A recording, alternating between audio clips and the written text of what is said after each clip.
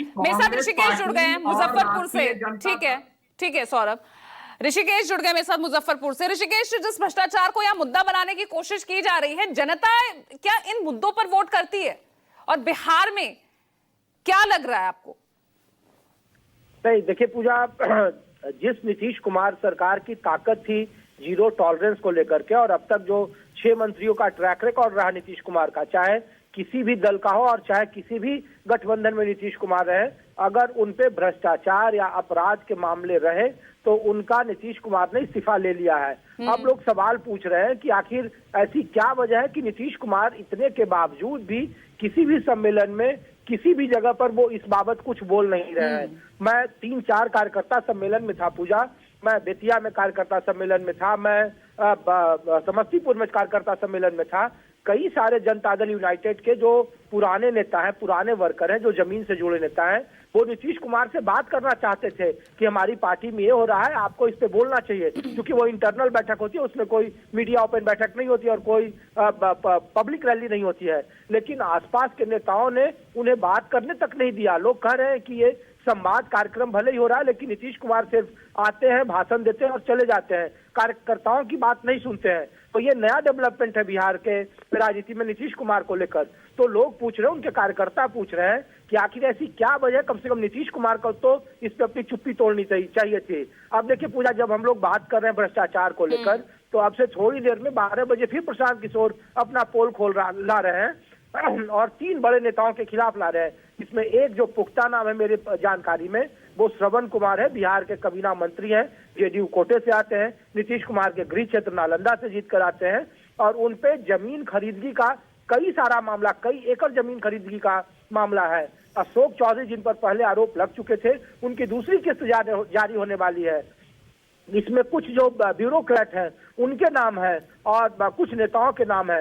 वो कौन नाम होंगे नहीं होंगे कहना मुश्किल है। लेकिन प्रशांत किशोर की पार्टी ने जिस तरीके से हाल के दिनों में भ्रष्टाचार को लेकर अलग अलग नेताओं पर आरोप लगाए, मैं संजय जायसवाल के यहाँ गया था पूजा, वहां भी उन्होंने सिर्फ मानहानि तक के मामला है, उस पेट्रोल पंप का मामला या फिर जिसको लेकर कहा गया था कि वो पुल का डायरेक्शन बदल दिए गए, उस पर वो जवाब नहीं दे रहे हैं। यही हाल कमोबेश मंगल पांडे का है। मंगल पांडे के बारे में कहा जा रहा है कि जिस एम्बुलेंस खरीदगी का मामला था, उस पर वो जवाब तो दे कि आखिर इतना बजट क्यों बढ़ा और कैसे खरीदगी आई है।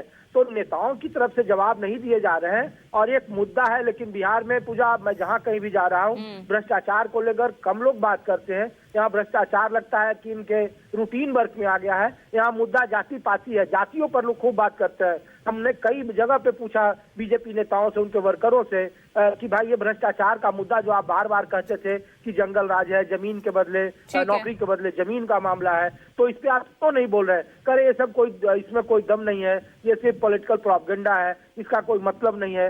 जबकि उनके मुकाबले उनके रिकॉर्ड दिए जा रहे हैं, सेल डीड दिए जा रहे हैं, उनके अकाउंट के डिटेल दिए जा रहे हैं। बावजूद इसके भ्रष्टाचार पर भारतीय जनता पार्टी या एनडीए, कम से कम उनके नेता कह रहे हैं। आरके सिंह देखिए, उनको चुप कराया गया, जो जानकारी हमारे पास है।